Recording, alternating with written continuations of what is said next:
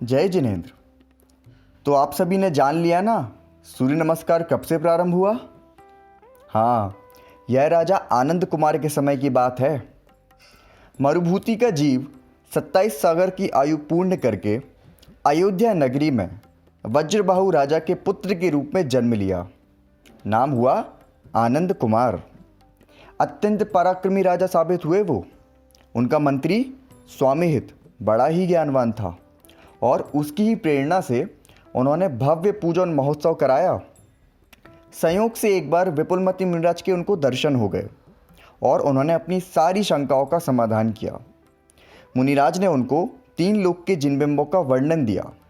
उसी में उन्होंने बताया कि सूर्यबिंब में कितनी रत्नमयी प्रतिमाएं होती हैं। सूर्यदेव उनको 3 बार नमस्कार करते हैं दिन में। उन्होंने भी एक बहुत ही भव्य विमान बनवाया। वो भी सूर्य नमस्कार करने लगे।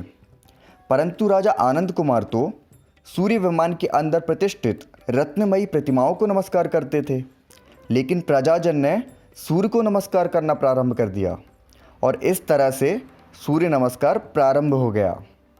एक बार राजा आनंद कुमार अपने ही दरबार में बैठे थे और अपने सिर में एक सफ़ेद बाल उनको दिख गया और उन्हें वैराग्य आ गया। उन्होंने 12 भावनाओं का चिंतन किया और अपने बड़े पुत्र को राज देकर दीक्षा धारण कर ली। दीक्षा गुरु थे सागरदत्त मुनिराज। अब दीक्षा के उपरांत क्या होता है, आइए जानते हैं मुनिश्री के मुख से। तो बोलिए, मुनिश्री 108 कुंतु सागर जी महाराज की जय।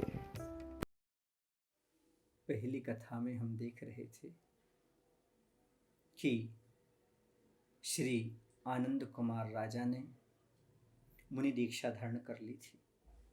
श्री आनंद कुमार मुनिराज ने अब 16 कर्ण भावनाओं को भाया, जो कि तीर्थंकर प्रकृति के बनने का कारण है। 16 कर्ण भावना संसार से पार कराने वाली है।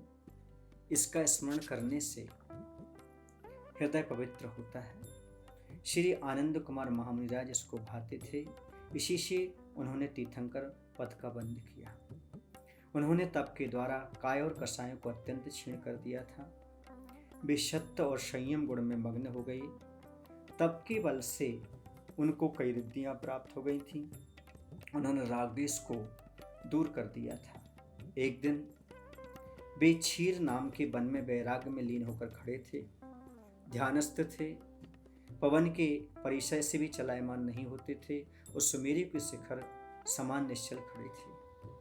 उस पापी कमठ के जीव ने नरक में अनेक प्रकार के कष्ट सह करके वहां से मरण करके उसी क्षीर वन में भयंकर मुख वाले सिंह का शरीर धारण किया।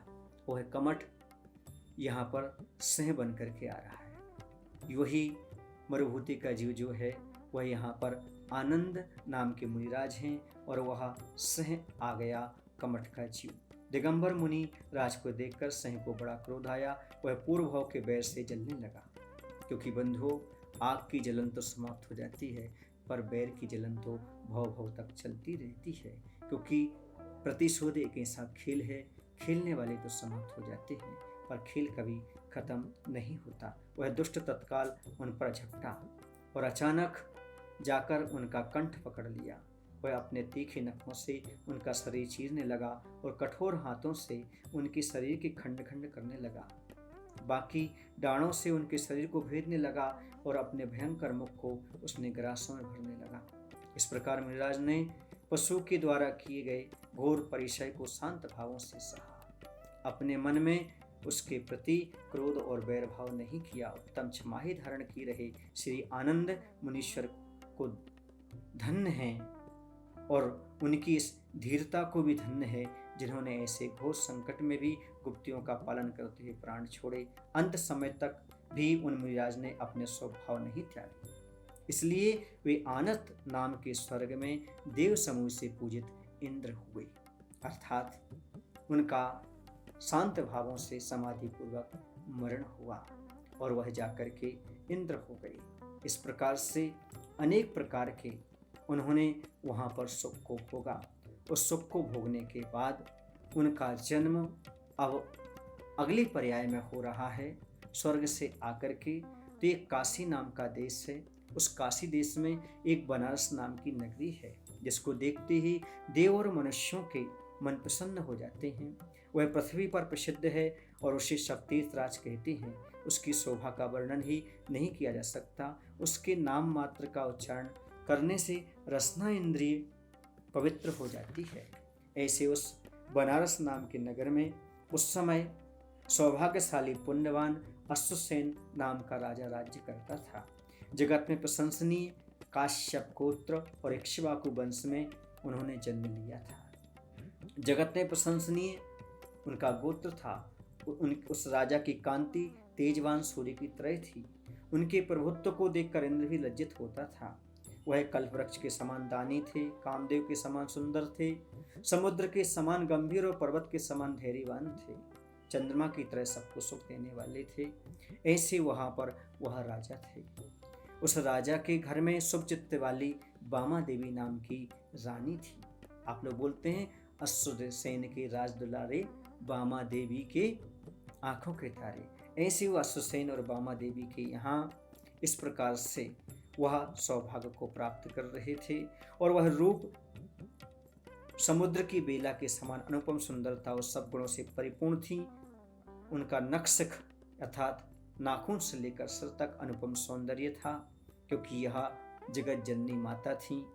उनका शरीर शुभ लक्षणों से सुशोभित था। उनकी वाणी बहुत ही मधुर थी। अब ये तीर्थंकर की माता है, अर्थात उन्होंने 16 स्वप्न आदि देखे।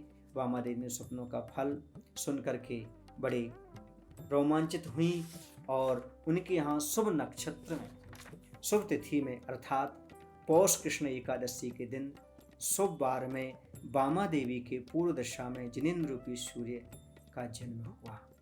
कहने का तात्पर्य है अब अश्वसेन के यहाँ इनका जन्म हुआ, जो कि आनंद मुनिराज थे। 16 कर्ण भावना भाकर तीर्थंकर प्रकृति का बंद किया था। वह स्वर्ग गए थे। स्वर्ग से नीचे बामा देवी के यहाँ जन्म लिया, जिनका नाम रखा गया पार्श कुमार।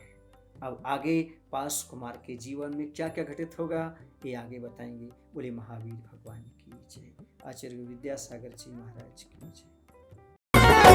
कल्याणक का उत्सव आया, आनंद अपरंपार है। कल्याणक का उत्सव आया, आनंद अपरंपार है। आई पोष दशमी देखो, घर घर में त्योहार है।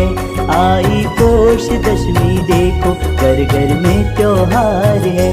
पार्श प्रभु का जन्मोत्सव है, बामा जी के लाल है। पार्श प्रभु का जन्मोत्सव है, बामा जी के लाल है। अश्वसेन नंदन को करता वंदन संसार है। अश्वसेन